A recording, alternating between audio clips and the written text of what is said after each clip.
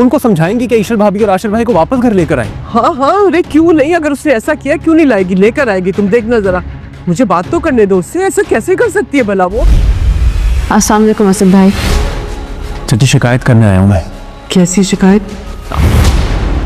Welcome to the office. Thank you. सब भाई होते तो मजा आ जाता। मैं आ गई हूँ ना, जल्द वो भी आ जाएगा। आपकी बड़ी बेटी की चाची हमारा घर बर्बाद कर दिया उन्होंने। ईशल भाभी पे झूठा इल्जाम लगा के आशिर भाई और ईशल भाभी को घर से बाहर निकलवा दिया। सिर्फ आपकी बात का मान रखते हुए मैं कोई बात नहीं कर रहा, मगर आपको भी मुझसे वादा करना होगा कि आप आयजा भाभी से बात करेंगी। मुझे लगता है अभी तक अम्मी ने आयजा पे को फोन कर दिया होगा और वो जरूर कोई ना कोई ड्रामा क्रिएट करेंगी, तुम देखना।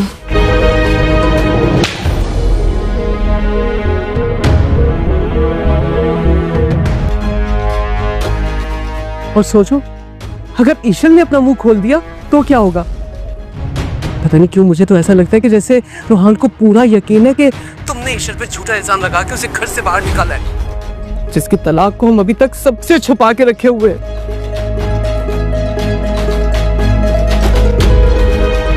इतनी बड़ी बात, इतना बड़ा झूठ बोला तुमने उस रोहान से।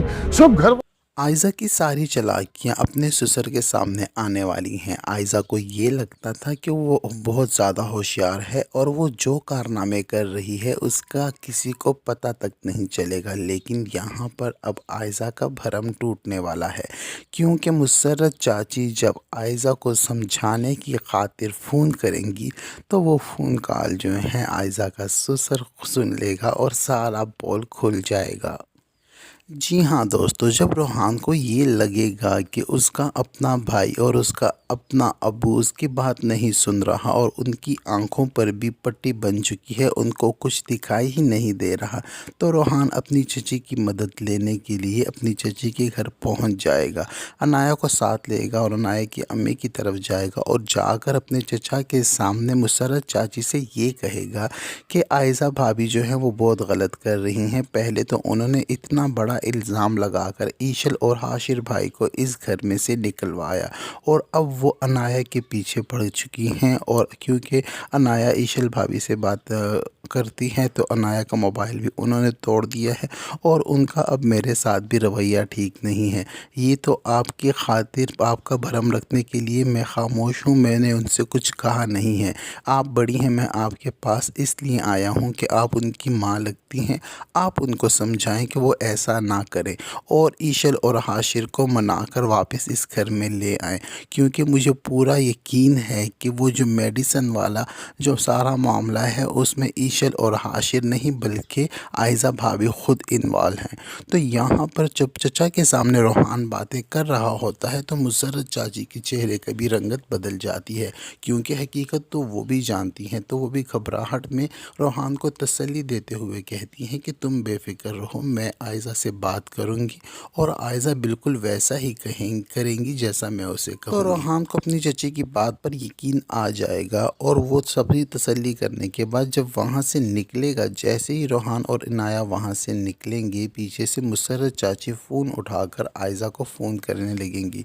आयज़ा किसी काम से कमरे से बाहर गई होगी और यहाँ पर जो रोहान के अब्बू हैं वो इन बच्चों को ढूंढते हुए आयज़ा के रूम की तरफ जाएंगे, जहाँ जाने के बाद इनको पता चलेगा कि फ़ोन काफ़ी देर से बज रहा है और आयज़ा कमरे में है नहीं। तो जब फ़ोन पर उसकी अम्मी का नाम देखेंगे तो चचा जान जो है फ़ोन खुद ही उठाकर कान के साथ लगा लेंगे।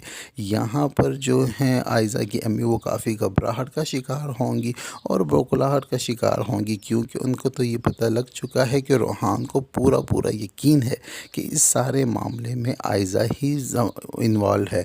तो रोहान की बातों को जहन में रखते हुए वो सारी बात जो है, जितने भी राज हैं, वो फ़ोन कॉल पर बिना सोचे समझे कि फ़ोन की दूसरी तरफ कौन है वो सारी बातें कह देंगी। और यहाँ पर रोहान के अबू जो हैं वो सारी बातें सुन लेंगे और उनकी तबीयत तक ख़राब हो जाएगी, क्योंकि इतनी बड़ी हकीकत जो आयज़ा ने इन घर वालों से छुपाई हुई थी, तो ज़ाहिरी बात है कोई भी हो उसकी तबीयत तो ख़राब होनी ही थी, और ऊपर से वो तो पहले से ही दिल के मरीज़ हैं।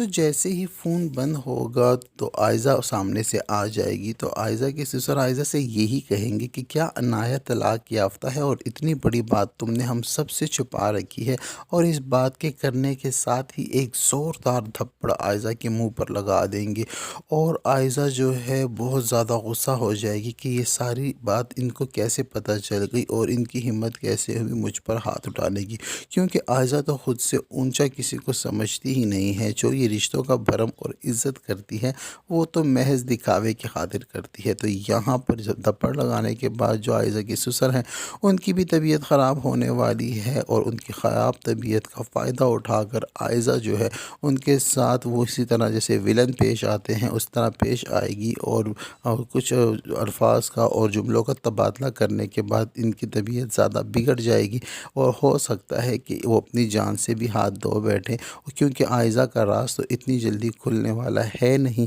تو اسی وجہ سے ابھی کچھ اور ڈرامے کو انہوں نے چلانا ہوگا، لیکن روحان اور عنایت جیسے ہی گھر میں داخل ہوں گے تو روحان اپنے ابو کی طبیعت معلوم کرنے کے لیے ان کے روم کی طرف جیسے ہی جائے گا تو آگے جو ہیں ان کے ابو پھر سے زمین پر گرے پڑے ہوں گے، تو جب ہاسپٹل تک پہنچایا جائے گا یا لے کر جایا جائے گا تو تب تک کافی دیر ہو چکی ہوگی۔ تو یہ سب کچھ ہونے جا رہا ہے ڈرامہ سیریل چال باز میں۔ عائزہ کی چال بازیاں دن بدن بڑھتی ہی جا رہی ہیں۔ اب دیکھنا یہ ہے کہ آنے والے ایپیسوڈ کی کہانی ہمیں کیا سمجھاتی ہے اور کیا موقع کتنی انٹرسٹنگ ہوتی ہے۔ اب تک کے لیے اتنا ہی۔ ڈرامہ سیریل چال باز کی شارٹ ویڈیو، پرومو اور ٹیزر کی ریویوز دیکھنے کے لیے سبسکرائب کریں خان ڈرامہ ریویو کو۔ ویڈیو پسند آتی ہے تو ویڈیو کو لائک اور چینل کو سبسکرائب کرنا ہرگز نہ بھولیں۔ ملتے ہیں نیکسٹ ویڈیو کے ساتھ۔